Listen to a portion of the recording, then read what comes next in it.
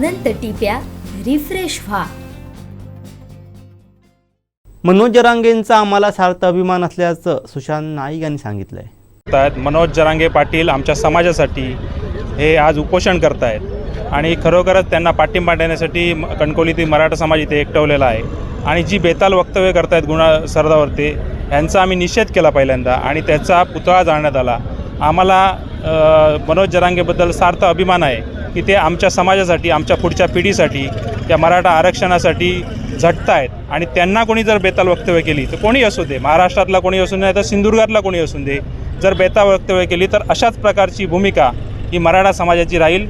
सुहास सावंत यांच्या मार्गदर्शनाखाली आणि आमचे नेते सर्वच सतीश सावंत असतील यांच्या मार्गदर्शनाखाली ह्याच भूमिकेत आम्ही मराठा समाज राहू. आमचे दिवसभरातले सर्व अपडेट्स, ताज्या घडामोडी आणि थेट लाईव्ह पाहण्यासाठी सबस्क्राईब करा, लाईक करा कोकणचं नंबर 1 महा चॅनल कोकण 7 लाईनचं YouTube चॅनल.